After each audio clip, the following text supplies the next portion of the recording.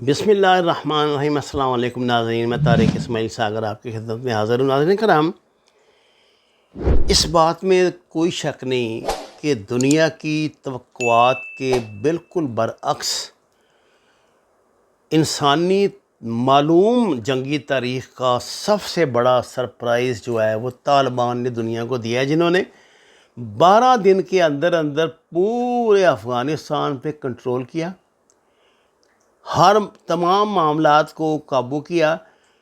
ہاں، صرف یہ چونکہ یہ معاہدے میں شامل تھا، 31 اگست تک وہ ایئرپورٹ کا کنٹرول جو ہے وہ غیر ملکی افواج کے پاس یعنی امریکہ کے پاس رہنے دیں گے، تو اس لیے وہ اس معاملے کے ذمہ دار نہیں تھے۔ ادروائز جو علاقے ان کی نگرانی میں تھے وہاں ایک بھی ایسا واقعہ نہیں ہوا، دھماکہ دھموکا نہ تو لڑائی ہونا تو دور کی بات، کسی نے کسی کی جیب تک نہیں کاٹی۔ یہ باتیں شیطانی قوتوں اور ان کے اعلی کار کے لیے تو ظاہر ہے بڑی پریشان کن تھیں۔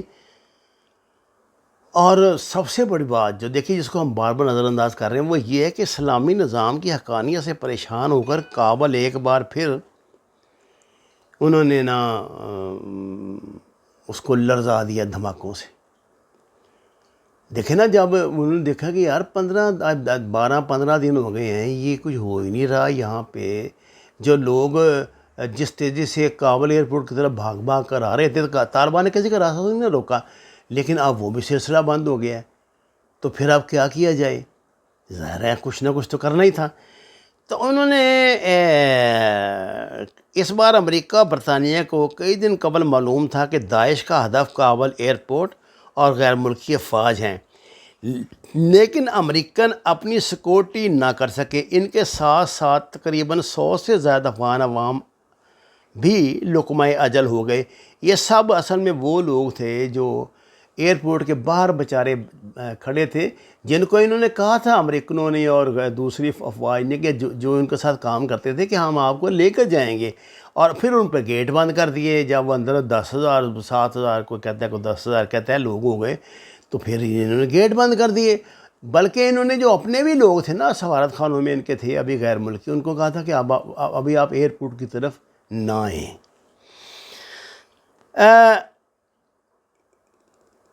غیر ملکی اچھا، لیکن اپنی سیکورٹی بھی نہیں کر سکے۔ سوال یہ ہے کہ جب حملوں کا پتہ بھی تھا تو امریکہ اور نیٹو نے اپنے لوگوں کے انخلاء کو اتنا سست کیوں رکھا؟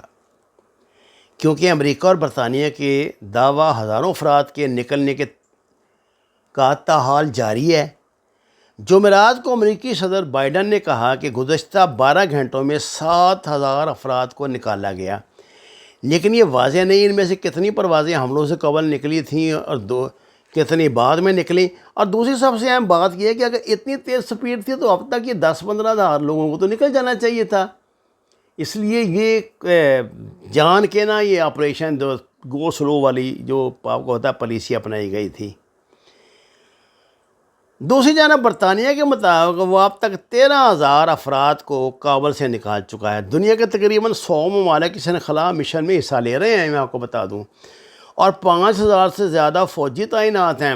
واضح رہے کہ افغانستان میں تقریباً 1,500 امریکن شہری، 400 برٹش اور 200 جرمن شہری اب بھی موجود ہیں۔ سوال یہ ہے کہ آخر یہ غیر ملکی اب تک کیوں نہیں جا سکی؟ کیا کابل ایئرپورٹ پر اسکرپٹ مکمل کرنے کے لیے عالمی طاقتوں کو ابھی مزید لاشوں کی ضرورت تھی؟ مطلب یہ ان کی توقع کے مطابق نہیں یہ معاملہ ہوا، یا اب کابل ایئرپورٹ ڈرامہ جو کہ سانے میں بدل چکا ہے اس کا اختتام ہونے کو ہے؟ لیکن اس سارے کھیل میں معصوم اور بے گناہ مارے گئے، اس کا خون کس کے سر پر، کس کے ہاتھوں پر ہے جی؟ کیونکہ ایئرپورٹ کی سیکورٹی کی ذمہ داری 31 اگست تک امریکہ کے پاس ہے، اور طالبان نے ان سے متعدد مرتبہ درخواست کی ہے کہ آپ ہمیں بیرونی سیکورٹی کم از کم دے دیں۔ آپ نہیں کر سکتے۔ طالبان کو بھی اس بات کی اطلاع امریکہ نے دی تھی کہ یہ داعش دھماکہ کرنے والی ہے، تو انہوں نے یہ بھی سوال اٹھاتے ہیں کہ جب آپ کو پتا تھا تو آپ نے ہمیں کم از کم باہر کی نگرانی تو کرنے دی۔ وہ بیچارے اس لیے نہیں کرتے زبردستی، ان کے لیے کیا ممکن ہے وہ ابھی جا کے قبضہ کر لیں گے ایئرپورٹ پہ، لیکن وہ اس لیے نہیں کرتے کہ پھر دنیا کو ان کے خلاف کچھ کارروائی کا موقع نہ مل جائے جو وہ نہیں دینا چاہتے۔ اچھا سر، غیر ملکی اس نے ایک اس کی خبر تھی، یہ اس کی پی پی آئی کی، اے پی پی کی، کہ کابل میں صبح ہو چکی ہے اور کابل میں بیدار ہونے والے لوگوں ایک مختلف کیفیت میں ہیں۔ آخر یہ کیفیت کیوں تبدیل ہوئی، کس کی ضرورت تھی؟ امریکہ کے انخلاء کے اعلان کے بعد سے شہر میں خوف اور خدشات کو ہوا کس نے دی؟ پھر جب طالبان نے دارالحکومت اور پورے ملک پہ قبضہ کر لیا تو یہ خوف کس نے بڑھایا؟ گزشتہ ہفتے سے ہم نے ہزاروں افراد کو کابل ایئرپورٹ کی طرف آتے دیکھا۔ یہ سب 31 اگست سے پہلے ملک سے نکلنے کے لیے بےتاب تھے، لیکن جمعرات کو ہونے والے دھماکوں نے کئی خاندانوں کی امیدوں میں پانی پھیر دیا ہے۔ سوشل میڈیا دلخراش تصاویر، دکھی پیغاموں اور جذباتی پوسٹوں سے بھرا ہوا ہے۔ کابل ایئرپورٹ حملے میں مرنے والوں کی تعداد 100 سے زائد ہو گئی ہے، اور امریکی صدر جو بائیڈن کا حملہ آوروں کو ڈھونڈ نکالنے کا وعدہ موجود ہے۔